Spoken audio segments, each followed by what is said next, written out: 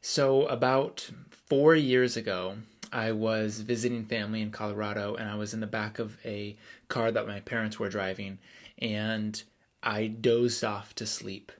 And right before I actually reached the sleep zone, where I actually fall asleep, and you're kind of in that middle dreamy space, right when I started to enter that dreamy space, I received this download of a symbol. And that symbol at the time, well, first of all, at the time, I rarely ever received downloads in the form of visual, like a visual picture. And so for me, it was something to notice. Going, this stands out. This is a rare occurrence for me. I've received a lot informationally or vibrationally, but very rarely visually.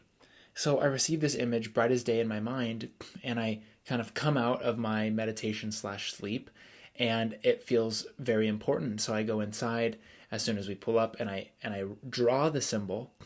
And as I'm drawing it, as soon as I finish the last little touch on what I saw, I started getting this upwelling of information.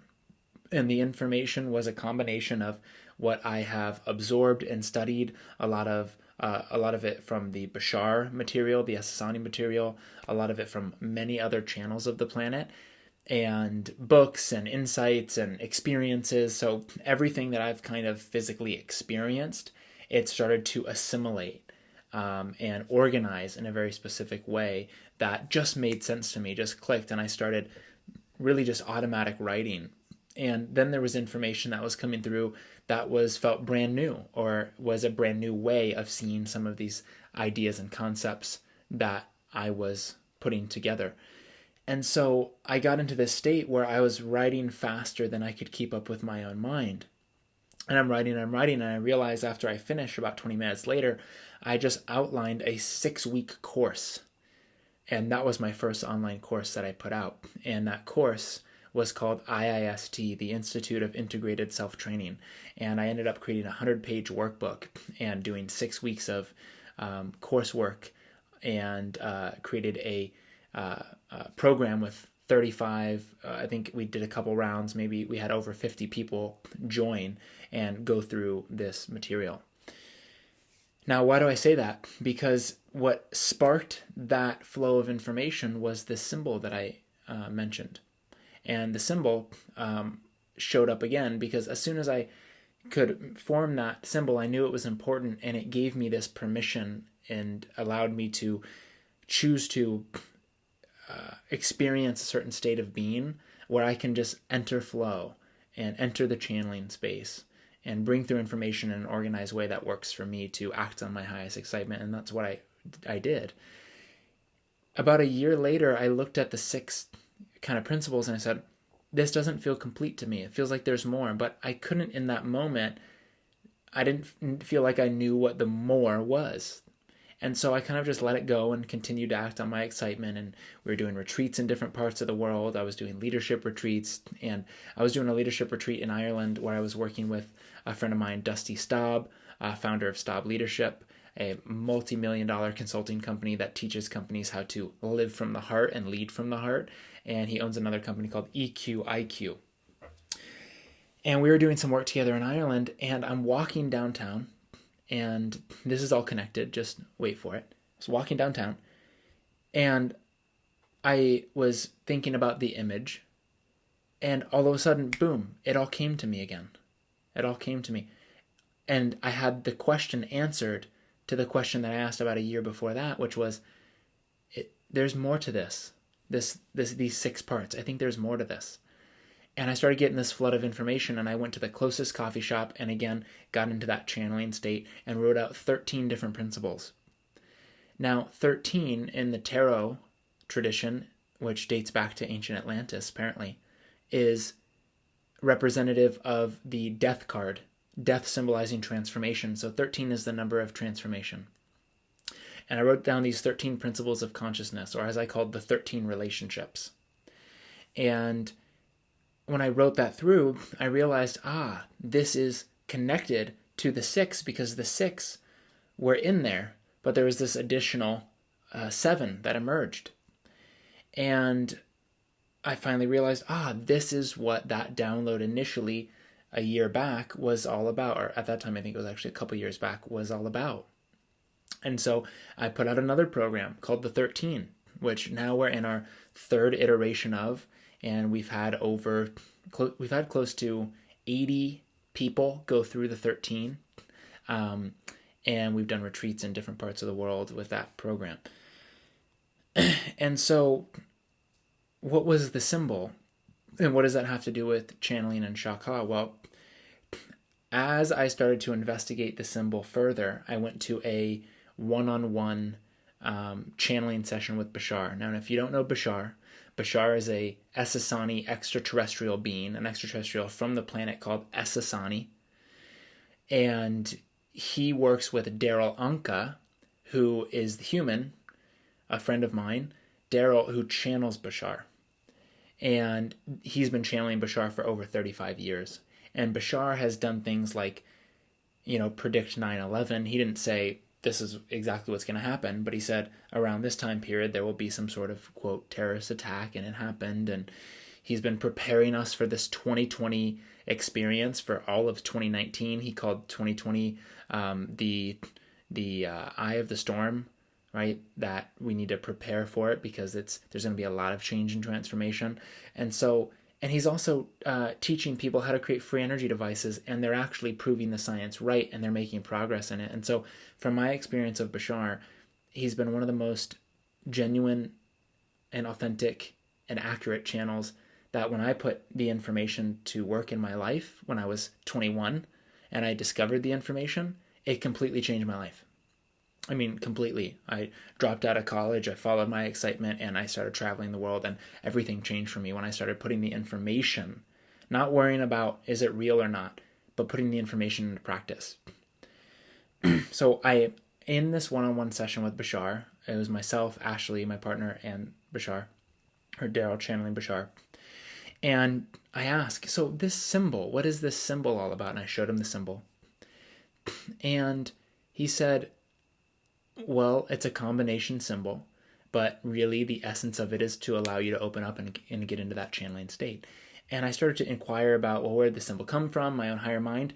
And he started to tell me that you have a counterpart. What is a counterpart? It's someone that shares the same oversoul as you. So think of it like this. This is your oversoul. These are your individuated lives. You could say past life, present life, future life, whatever you want to say. They're all really parallel lives. They all coexist. So if I'm here, then ShaKa's here, and he's technically one of my future lives. And so I have this counterpart who we share an oversoul, and one of his specialties is something that Bashar called cosmic circuitry. Cosmic circuitry is this way of that, as far as we can understand, it's something that we can't fully understand in this dimension of reality, because to even experience it, you have to perceive reality different.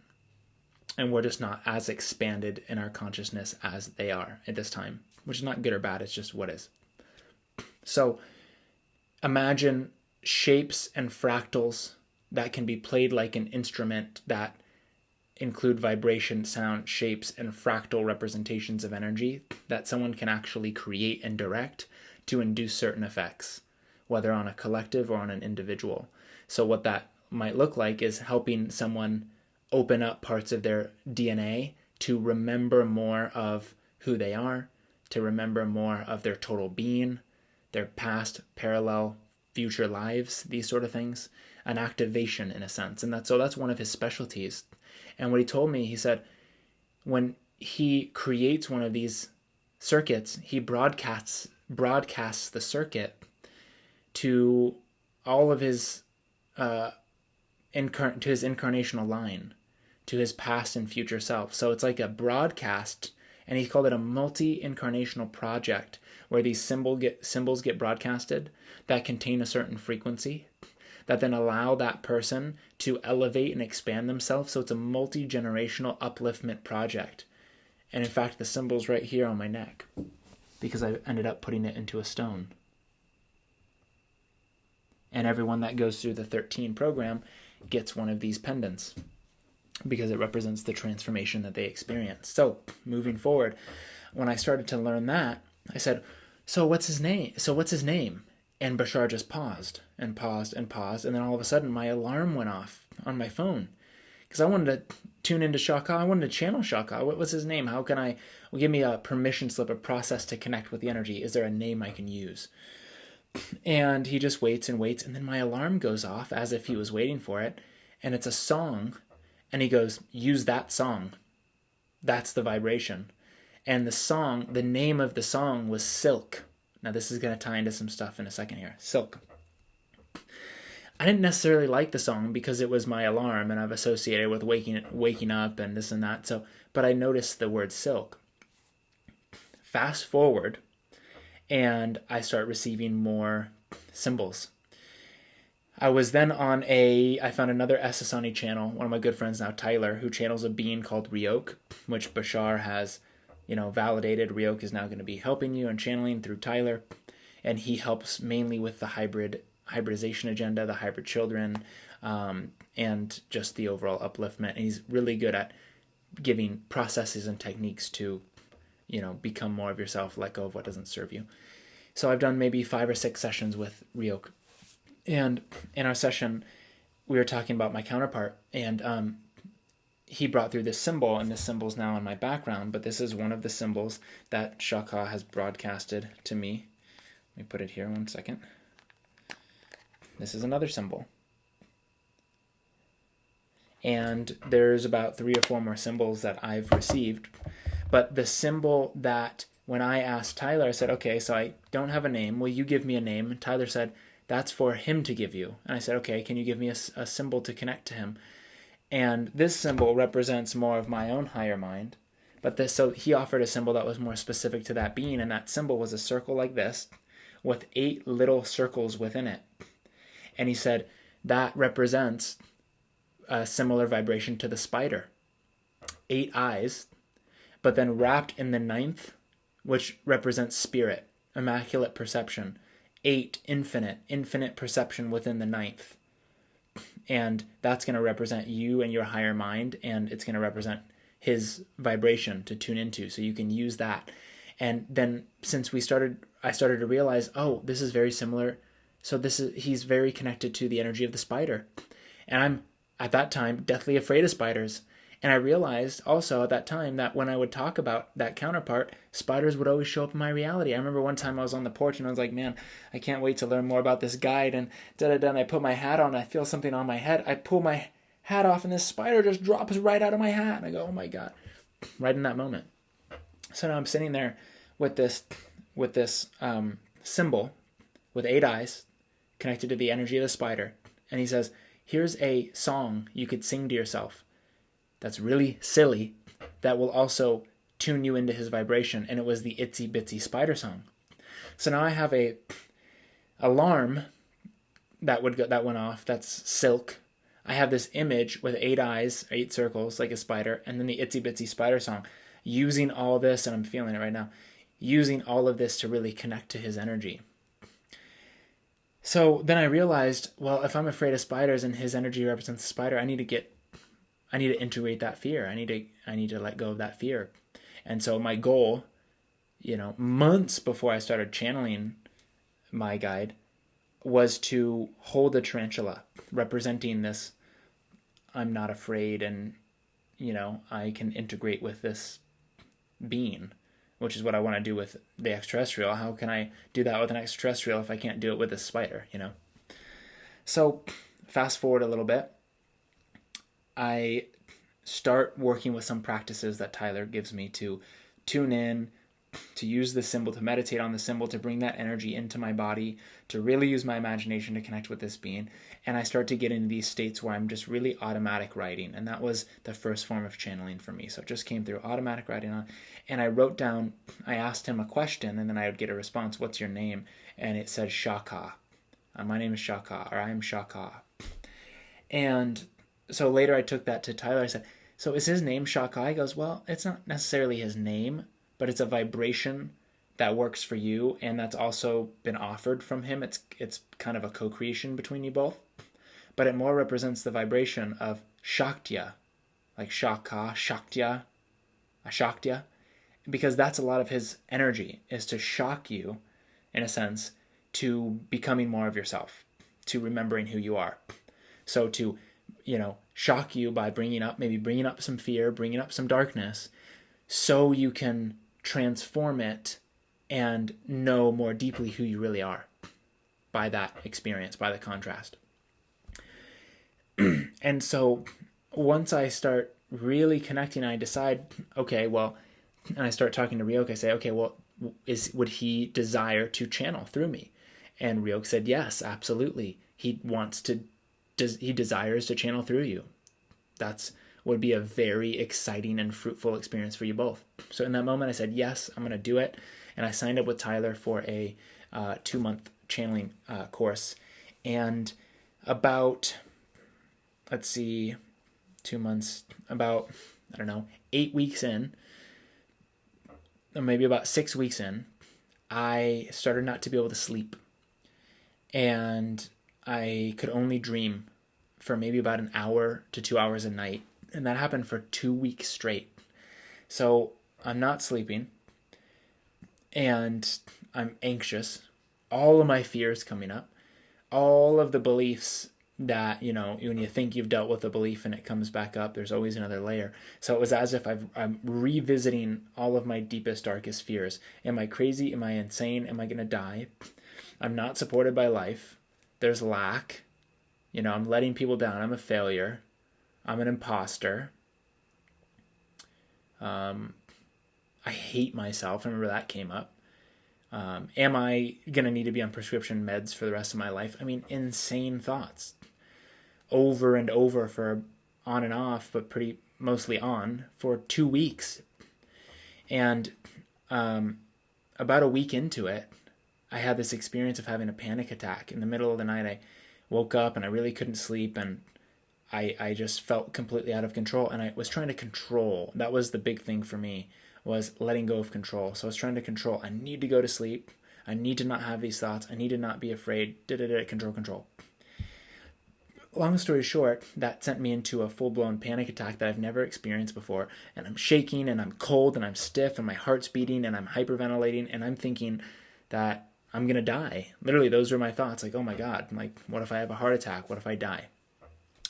And I get to this point where I'm in that peak experience, and I go, if I die from this, I can't control that. And if I don't die, well, then I can't necessarily control that either. So what am I trying to control here? And I started to relax. And then the second thought was, if I don't have a story about what's happening, then what's actually happening right now? And without the story, it was, my body's shaking, my heart's beating, and my muscles are tensing. Well, that happens when I have an orgasm or when I'm on a roller coaster, right? That doesn't have to be a negative experience. That's just an experience. So I started to experience it without the story and just said, hey, this is okay. This is what it is. So that must need to be here. And no story about the future, no story of what it meant. And I really started to relax, and I fell asleep. And, well, I almost fell asleep. Right when I was about to fall asleep, I got a picture in my mind flash, and it flashed a supplement that I was taking that was called monoatomic cobalt, or colloidal cobalt, that raised my thyroid hormone production, that subsequently raised my adrenaline and cortisol. And so here I was for 2 weeks, or for at that point probably a week, putting something into my body that was raising my adrenaline and cortisol, that was, in a sense, making me not sleep. And it all started to make sense to me. And I wake up the next day and I get on a call with Tyler, and he gets into the channeling state, and I'm talking to Ryoka, and I go, what is going on? I attracted this thing into my life to make me not sleep, and I'm going through this like mini dark night of the soul. And he goes, you are in an initiation experience to that you're working very closely with your guide. And I go, oh my God, that makes perfect sense. And he started to describe more of my guide as someone that is very much in the shaman energy, very much in the upper and lower worlds, someone that will teach you how to navigate the dark so as to become the light in the dark versus seeking the light somewhere outside of yourself. And that for me to let go of the stories of needing to control or know and these sort of things, to try to control versus realizing I'm always in control. Even when I'm feeling afraid, I'm the one creating that. So teaching me these lessons, greater empathy, greater compassion for people that have had those experiences that I was describing around not sleeping or panic attack or stress or whatever it might be.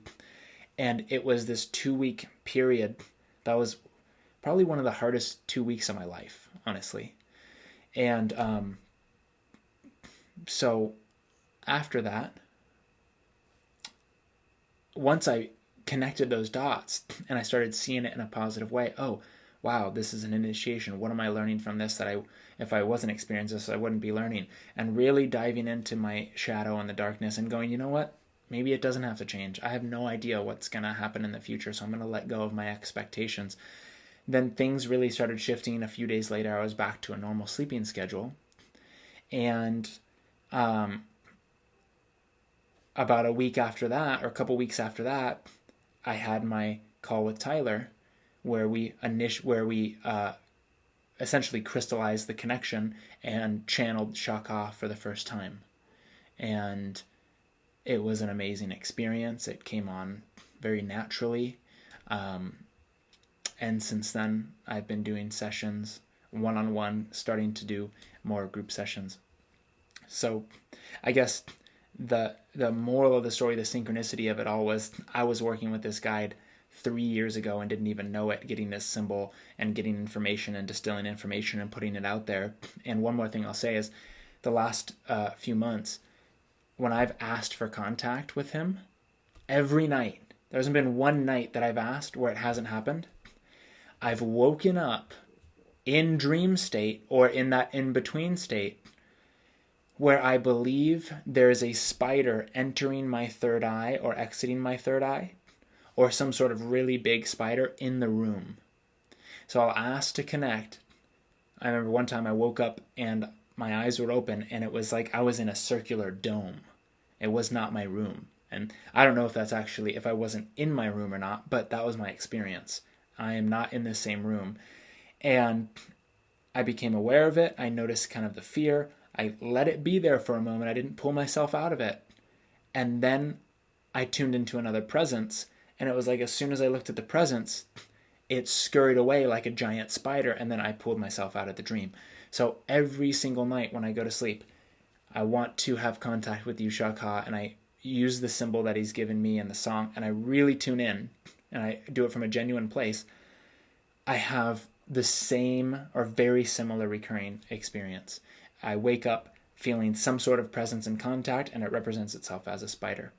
So to bring it all full circle synchronistically, about a week before I did that first channeling with ShaKa, I was walking through a part of town here in Sedona, and I was walking with some friends of mine and realized that next to our car was a little stand where they had, reptiles and spiders and all those kind of more exotic pets, quote unquote, animals. And I realized, oh my God, this is it. This is my time to hold this tarantula. And I literally have video of it. I could show you guys the video of it. And I went over and I said, okay, this is like another initiation moment for me. And I saw the tarantula and this little kid, maybe 8 years old, just fearless. Oh yeah, here she is, talking to us, just playing with the tarantula. And I'm sitting here afraid at first. And then I asked myself the question, this is a spider, this is a tarantula. And then I asked myself the question, is that true? And I said, well, I don't, those are just words, but those words to me carry meaning. And the meaning is, well, what if it bites me or jumps and does what spiders do, what I think spiders do? And I started questioning that and going, oh, I don't know if any of that's going to happen. So let me just try to see this creature without the story. And I just looked at it for a moment with clear eyes and saw a very slow, beautiful, moving, gentle, really gentle animal or insect, whatever it is. And I said, okay. And in that moment, all my fear left my body. My heart returned to normal, and I just saw it for what it was, and I just put out my hand, and he puts the tarantula in my hand, and I'm holding it, and I can hold it for hours. It was nothing. And I gave it back. A week later, I had my first channeling session with ShaKa. So just wanted to create this video to share with you guys the synchronicity, the story, everything that's led up to it, my own individual journey. I even had a week or two where every night before I would go to sleep, I would go outside in the dark and spend 10, 15 minutes just standing out in the dark, because this was something that ShaKa offered as a permission slip to really get used to being comfortable in the unknown. So it's just been such an amazing journey. And so that's my story. And if you guys are watching this on Conscious Vitality, I'm doing a call next week. If you guys are watching this on my YouTube video, then go to my website or my social media to see when and where you can either get sessions or what upcoming transmissions or groups that myself or ShaKa will be speaking in. So thank you guys for watching, and I will see you next time.